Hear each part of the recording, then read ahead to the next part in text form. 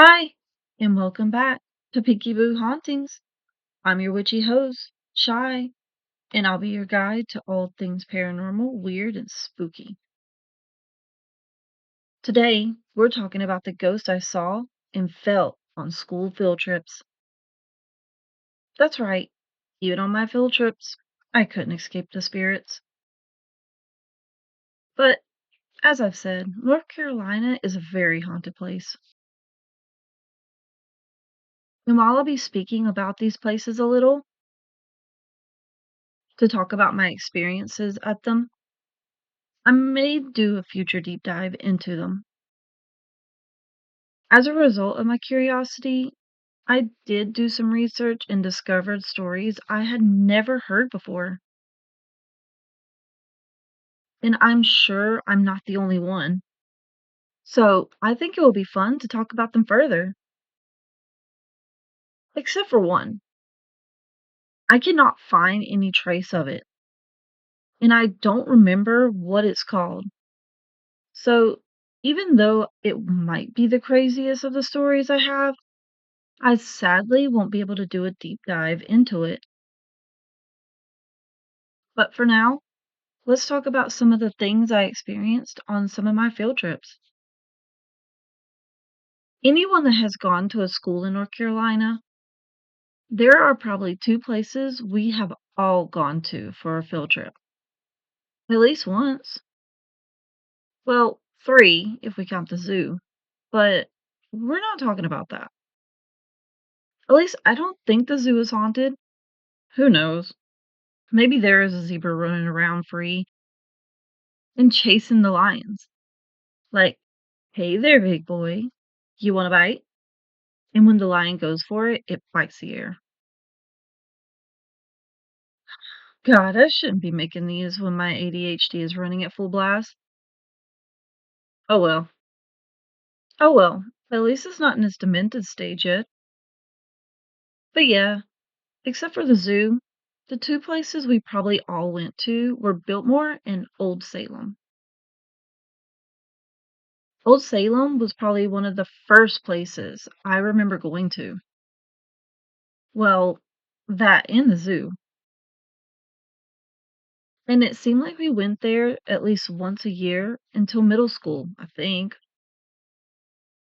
Old Salem is a historic town where you can walk around and learn about how the people lived back in 1766.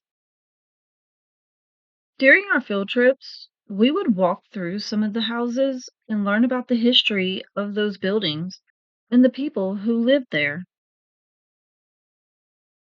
Even though the tours were not the most interesting for us as little kids, it was still exciting to go because it was a day off from the usual school days. Plus, when we would get to the bakery, they always gave us cookies at the end. Man, I loved those cookies. It made the tour worth it, and it was the only thing I looked forward to when we got there. But while we would be going through the tour, I'd always feel like there was something there. I'd always feel like there was something more going on in the buildings and even on the streets. But I always ignored it. No one else seemed to be creeped out, or at least said anything about it. They just seemed bored and zoned out. So I just went on, trying to push the feeling down. I really did that a lot as a kid. One day, for some reason, I couldn't do that during our yearly tour. They took us into different buildings and houses almost every year, and this year they took us into a house that had some strong energy in it. I don't think it was anything bad, looking back on it, but at the time, it was freaking me out. I just wanted to leave, and it only got stronger the moment we got into the basement. I got so scared I accidentally grabbed onto the person in front of me. because it wasn't like she was a friend of mine, and it's not like I could explain why I was so scared. I didn't even understand it at the time, but the moment we left, the energy cleared, and I felt calm once again. These people weren't telling us about the ghost stories. There was no reason for why I felt the way I did, but I never felt like we were alone during our tours. It was almost like they were watching us as we went through. It wasn't until just lately that I found out that they actually did ghost tours and that other people experienced things there as well. Just like Old Salem, Biltmore was a place I never knew was haunted also. I just saw it as a free day from school with a boring tour of an old mansion. I don't know how well known Biltmore is outside of the surrounding area of Asheville. So, a super quick history of this mansion. It's the largest privately owned home in the United States. It was owned by the Vanderbilt family to this day. They turned it into a museum and an attraction area for tourists. To say the least, having to go to a place like this as a kid was not the most exciting. The real fun was always the trip there, because we get to spend a long time just hanging out with our friends and picking out on snacks, and maybe trying to flirt with your crush. And same as Old Salem, I never heard anything about ghosts or it being haunted at all. It was just a boring tour we did in a huge mansion. That was all I ever knew. It wasn't until after looking into Old Salem that I wondered if there was any stories about hauntings at Biltmore as well.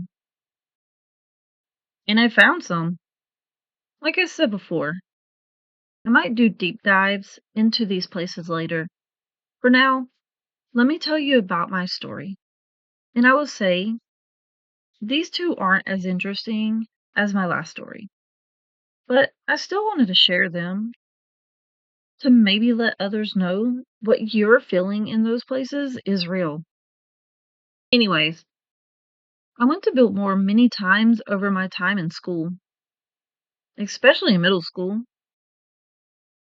Our class was a part of some program where the school would get money to improve the school. And in return, we had to go on a lot of field trips. I know, the horror.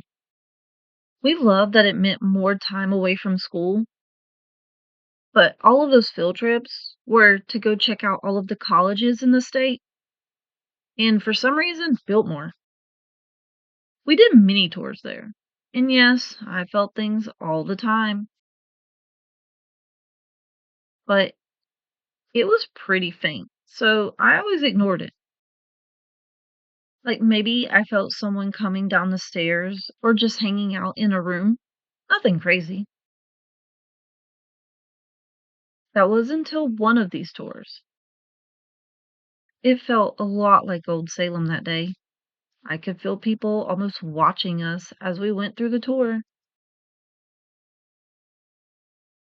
And yet, again, we went down to a basement type area where the kitchen was.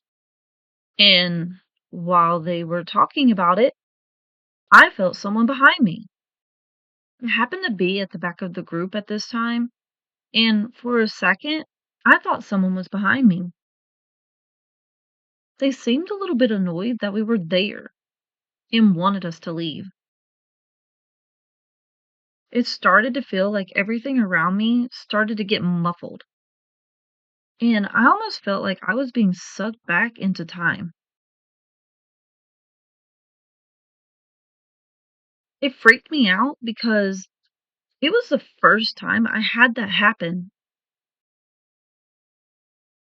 I was so out of it that the only reason I snapped out of it was because my friend was talking to me. I didn't tell her what happened. But I did kinda hang close to her and tried to stay closer to the middle of the group after that. It was such a weird feeling to have this happen while not knowing anything about the paranormal history of this place. But now, let's talk about the tobacco farm I went to.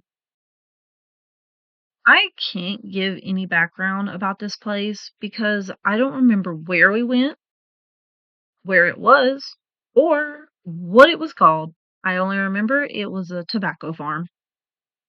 They turned it into a museum and we went on a tour there.